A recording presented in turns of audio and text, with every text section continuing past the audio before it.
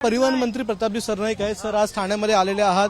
नवीन महापौर जो आहे तो ठाण्यामध्ये आज विराजमान होणार आहे, काय सांगाल? शिवसेनेचे मुख्य नेते आणि उपमुख्यमंत्री आदरणीय एकनाथ शिंदे साहेबांनी जो पाया ह्या ठाणे जिल्ह्यावर रचला होता, शिवसेनेचा बालेकिल्ला म्हणून ह्या ठाणे जिल्ह्याचं नावलौकिक होतं आणि त्याच पद्धतीनं आज एकनाथ शिंदे साहेबांनी प्रयत्न करून, प्रयत्नांची पराकाष्ठा करून, अतोनात मेहनत करून, पूर्ण वेळ 24 तास काम करून ह्या ठाणे जिल्ह्यामध्ये शिवसेनेचा भक्कम बाया रोवलेला आहे आणि आज त्याची प्रचिती ठाणे महानगरपालिकेवर शिवसेनेचा महापौर होणार आहे. आणि त्यामुळे हे किमया आहे, बाळासाहेबांचे आशीर्वाद आहे, धर्मवीर आनंद दिघे साहेबांचा आशीर्वाद आहे आणि त्यांना मानणारा हा मोठा वर्ग ठाणे जिल्ह्यामध्ये असल्याकारणानं ठाणे महापालिका क्षेत्रामध्ये शिवसेनेची एक हाती सत्ता आली तरी सुद्धा महायुती म्हणून आम्ही एकत्रितपणे शिवसेनेचा महापौर आणि उपमहापौर भाजपचा आज विराजमान झालेला आहे. ठाण्यामध्ये तर चित्र स्पष्ट आहे, पण मीरा भाईंदरच्या संदर्भात वाद कुठे ना कुठे सुरू आहे.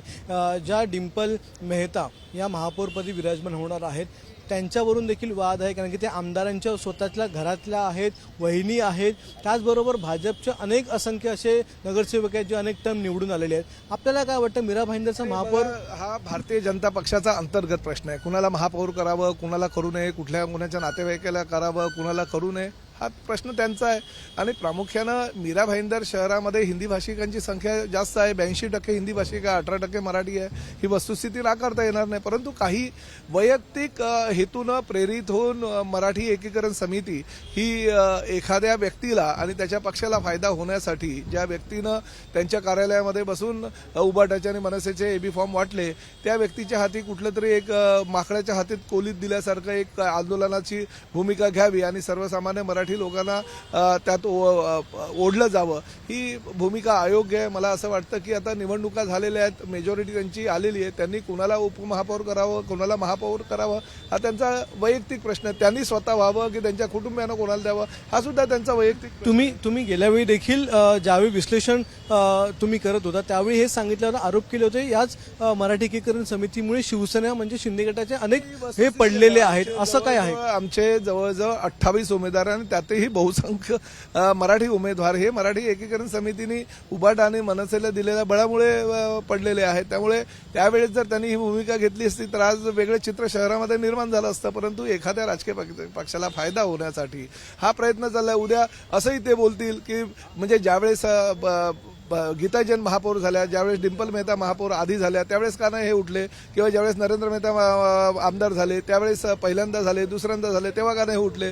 उद्या जर त्याच लोकांनी मीरा भाईंदर शहरामध्ये खासदार सुद्धा हिंदी भाषिक हवा किंवा आमदार सुद्धा दुसरा हिंदी भाषिक हवा अशी जर भूमिका घेतली तर तुम्ही काय करणार? त्यामुळे जास्तीत जास्त त्या एखाद्या राजकीय पक्षाला फायदा होण्यासाठी ही ते करतायत आणि अर्थकारण पूर्ण आहे त्या राजकीय पक्षाच्या एका नेत्याच्या माध्यमातून त्यांना चालू आहे. गोवर्धन देशमुख यांच्याबद्दल आपलं काय मत आहे? अहो, काय गोवर्धन देशमुख, त्याला आतमध्ये पोलिसांनी टाकलं होतं. त्याच मराठी एकीकरण समिती किंवा मराठी आंदोलन होतं मीरा भाईंदरला म्हणून मी स्वतः पोलीस स्टेशनला गेलो आणि त्याला सोडून आणलं.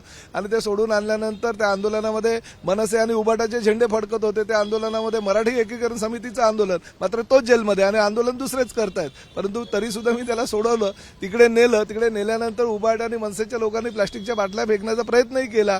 आणि त्यामुळे अशा पद्धतीनं राजकारण जर होत असेल तर कशाला ती, मला असं वाटतं की मराठी भाषेचं संवर्धन व्हावं, जतन व्हावं, मराठी भाषा मोठी व्हावी, हिंदी भाषिकांना सुद्धा आपल्या आपल्या चांगल्या पद्धतीनं मराठी भाषेचं ज्ञान व्हावं, त्यांना ती मराठी भाषा समजून घ्यावी, यासाठी प्रयत्न करण्यापेक्षा ही आंदोलनाची भूमिका घेऊन शहरातलं वातावरण जर कोणी खराब करत असेल तर ते योग्य नाही. शेवटचा प्रश्न विचारतो. सुनेत्रा पवार या उपमुख्यमंत्रीपदी विराजमान झालेल्या आहेत, मात्र असं मत व्यक्त होते की त्यांची उपमुख्यमंत्रीपदी शपथविधी जो खूप लवकर करण्यात आला, किंवा जी विलिनीकरणाचे जे काही प्रयत्न चालू आहेत त्यामध्ये तटकरे आणि पटेल हे कुठे ना कुठे खोडा घालतात, त्यांचं अंतर्गत राजकारण सुरू आहे. या एकूणच राष्ट्रवादीमधल्या घडामोडींमध्ये आपल्याला एक गोष्ट मी तुम्हाला सांगतो, अजितदादा पवार माझे अतिशय जवळचे, त्यांच्याने माझे संबंध होते गेल्या 30-32 वर्षापासून, माझे कौटुंबिक संबंध होते ते.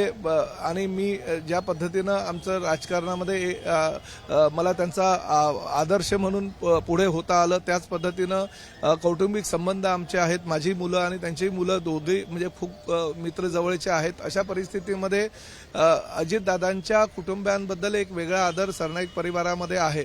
परंतु शेवटी कुणी शपथ घ्यावी, कुणी अध्यक्ष व्हावं, केव्हा व्हावं, हा त्यांच्या पक्षाचा अंतर्गत प्रश्न असल्याकारणानं त्या विषयावर मी न बोललेलं बरं. परंतु शेवटी त्यांनी निर्णय घ्यायचे असतात आणि त्यांना जर तो निर्णय योग्य वाटला असेल तर तो त्यांचा अधिकार आहे. शिवसेना आणि एकनाथ शिंदे यांना विश्वासात घेतलं होतं का हा शपथविधी होण्याच्या आधी? नाही, त्या संदर्भात मला काही कल्पना नाही. ते शिंदे साहेबच आपल्याला सांगतील त्या संदर्भात. धन्यवाद सर आमच्याशी बातचीत केल्याबद्दल. कॅमेरामन विनेश अक्षय भाटकर, एबीपी माझा, ठाणे. एबीपी माझा, उघडा डोळे बघा नीट.